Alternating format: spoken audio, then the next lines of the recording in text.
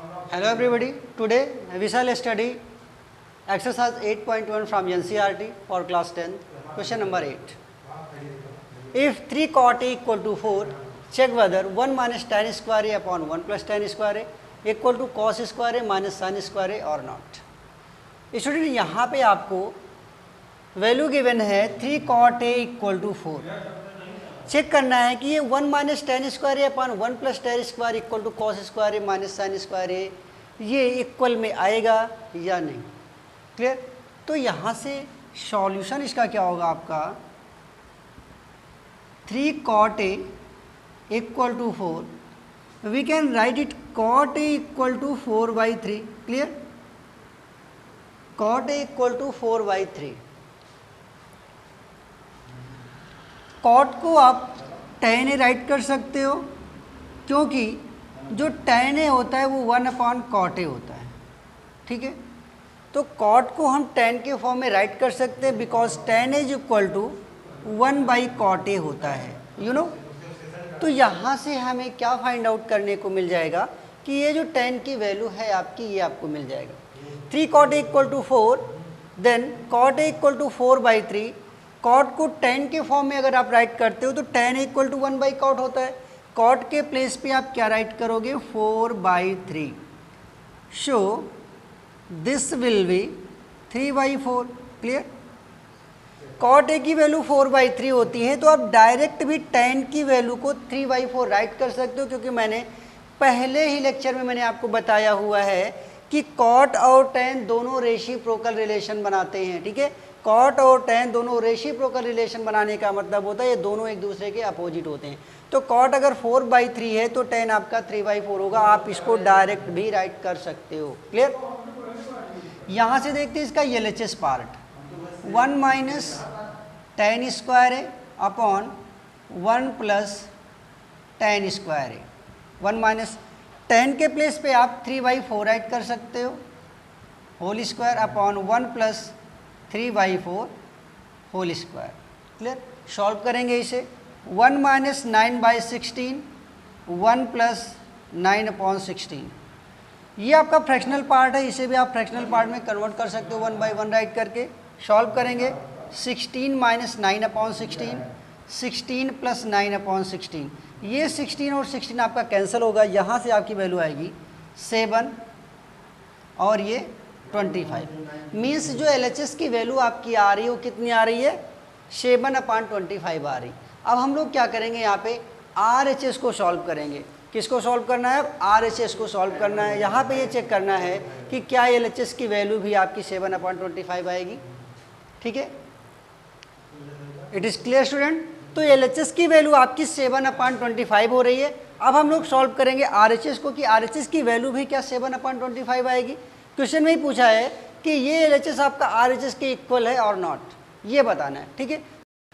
अब हम लोग यहाँ पे RHS को देखते हैं. RHS की वैल्यू क्या है आपकी cos square A minus sine square ए. ठीक है. तो आपने क्या देखा यहाँ पे जो हाइपोटेनियस है आपने इसको फाइंड आउट किया हुआ है 5 से using Pythagoras theorem. cos A की वैल्यू आपको 4/5 मिल रही. sin A की वैल्यू आपकी 3/5 हो रही. तो इस cos के प्लेस पे आपको क्या राइट करना है 4/5 होल स्क्वायर माइनस साइन के प्लेस पे 3/5 राइट करना है होल स्क्वायर. ये वैल्यू आपकी होगी 16/25 और ये होगा आपका 9/25. ठीक है. यहाँ पे डिनोमिनेटर सेम है 1 टाइम राइट करेंगे 16 माइनस 9 ये वैल्यू आपकी 7 होती. तो it is clear LHS and RHS both are equal. LHS is equal to RHS. ठीक है. तो आई होप आप सभी को ये बातें समझ में आ गई हैं. एक बार मैं फिर से बता दूंगा कि 3 cot A इक्वल टू 4 अगर है तो cot A इक्वल टू 4/3 आप राइट कर सकते हो. cot जो होता है वो tan का क्या होता है रेसिप्रोकल होता है इसलिए tan A की वैल्यू आपकी 3/4 हो जाएगी. जस्ट उसका अपोजिट. ठीक है. अब यहाँ पे आपने क्या देखा कि जो RHS पार्ट था वो cos square A minus sine square ए है. इसमें ना तो cos की वैल्यू गिवन थी और ना ही sin की वैल्यू गिवन थी. तो आपने क्या किया एक राइट एंगल ट्रायंगल ड्रा किया और यहाँ से tan की वैल्यू 3/4 थी मीन से P/B था परपेंडिकुलर अपॉन 20. आपने पाइथागोरस थ्योरम यूज करके यहाँ पे हाइपोटेनियस को फाइंड आउट किया. ये वैल्यू आपको मिलती है 5. ठीक है। तो कॉस की वैल्यू क्या होती है, बेस अपान हाइपोटेनियस, साइन की वैल्यू परपेंडिकुलर अपान हाइपोटेनियस, ठीक है। कॉस और साइन के प्लेस पे आपने इस वैल्यू को राइट करके सॉल्व कर दिया, तो यहाँ से भी आपको मिल गया 7/25, मीन्स यहाँ पे LHS और RHS आपकी दोनों वैल्यूज़ क्या आ रही है, सेम आ रही, मीन्स इक्वल आ रही है, ठीक है। तो ये वाला जो पार्ट यहाँ पे और नॉट लिखा था ये क्या हो जाएगा, फॉल्स हो जाएगा, आपका LHS जो है वो RHS के इक्वल है। Next question number 9, in a triangle ABC, right angle at a B, if tan A equal to 1/3, find the value of sin A cos C plus cos A sin C. Second, cos A cos C minus sin A sin C. Student मैं इस question को आपको दो method से solve करना सिखाऊंगा। First method जो है इस एक्सरसाइज पे फॉलो तो होता है, सेकेंड मेथड भी फॉलो होता है, बट वो नेक्स्ट एक्सरसाइज के है। तो मैं आपको एक बात बताना चाहूँगा कि एग्जामिनेशन में ऐसा कुछ नहीं लिख के आएगा कि आपको कौन से मेथड से सॉल्व करना है, ठीक है। तो जो भी मेथड आपको इजी लगेगा आप डायरेक्ट उस मेथड से सॉल्व कर सकते हो, ठीक है। तो देखते हैं यहाँ पे हम लोग फर्स्ट और सेकंड दोनों मेथड से इसे कैसे सॉल्व करते हैं। तो फर्स्ट आपका होगा, यहाँ पे क्या लिखा है, tan A इक्वल टू 1/√3, ठीक है। तो आपको क्या करना है कि राइट एंगल ट्रायंगल बनाना है, ठीक है। और जो फार्मूला मैंने आपको बताया था पंडित बद्री प्रसाद हर बोल वाला, ठीक है, इसके अकॉर्डिंग आपको यहाँ पे ट्रिग्नोमेट्रिक रेशियोज मिल जाते हैं। तो tan का क्या होता है, perpendicular upon base, perpendicular upon base, ठीक है। जो आपका हाइपोटेनियस होता है using Pythagoras theorem, hypotenuse square equal to क्या होता है आपका, perpendicular square plus base square, ठीक है।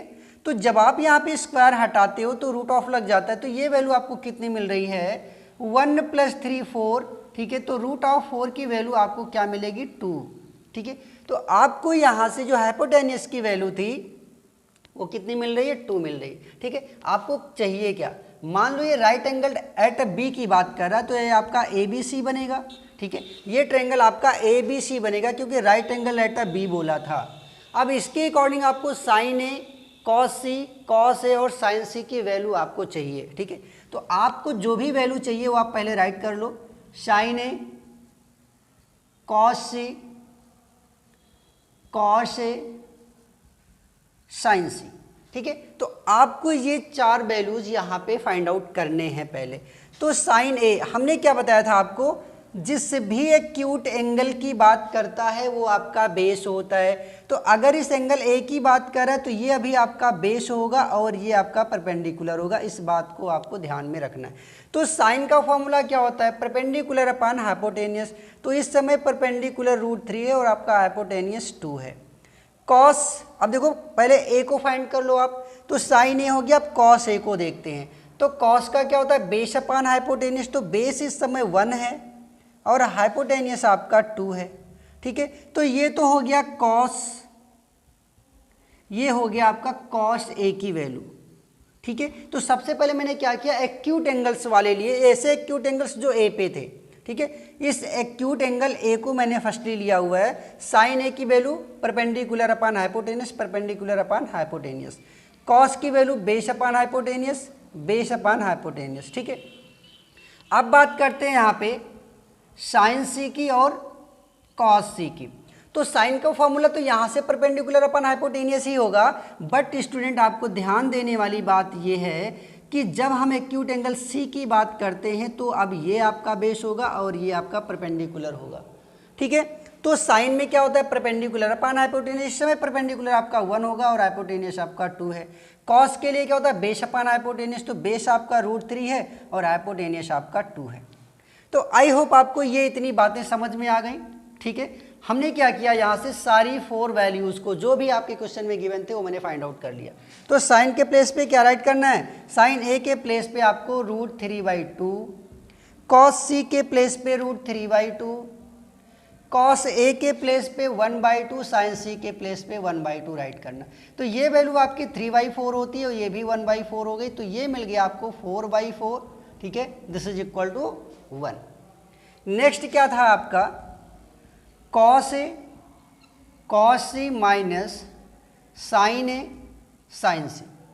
कॉस के प्लेस पे आपकी वैल्यू 1/2 है, ठीक है, और कॉस C की वैल्यू आपकी √3/2 है, माइनस साइन A की वैल्यू जो है √3/2 है और साइन C की 1/2 है। तो ये वैल्यू आपकी क्या होती है, √3/4, और यहाँ से √3/4 मीन्स ये दोनों वैल्यू आपकी कैंसिल होके क्या मिल रही, 0 मिल रही। तो ये तो हो गया आपका फर्स्ट मेथड। सेकेंड मेथड भी देखते हैं हम लोग, जो बहुत ही ईजी है और बहुत ही आसान तरीके से आप इसे सॉल्व कर सकते हो। ठीक है, तो यहाँ पे हम लोग सेकेंड मेथड भी सीखते हैं। ठीक है,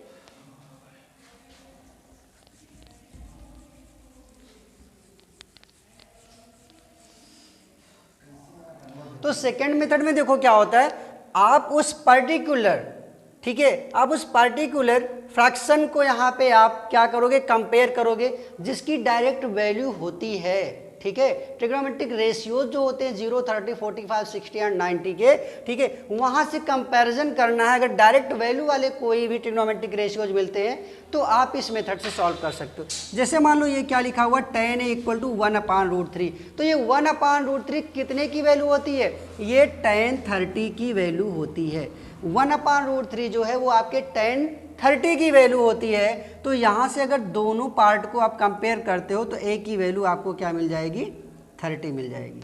ठीक है, तो आपको ध्यान क्या देना कि ये जो वैल्यू आपकी होगी, अगर ये जो ट्रिग्नोमेट्रिक रेशियो 0, 30, 45, 60, 90 होते हैं, कंपैरिजन वहाँ से अगर करते हो तो अगर ये वैल्यू वहाँ से सेम मिलती है तो उसके अकॉर्डिंग आप यहाँ पे डायरेक्ट उस वैल्यू को पुट कर सकते हो।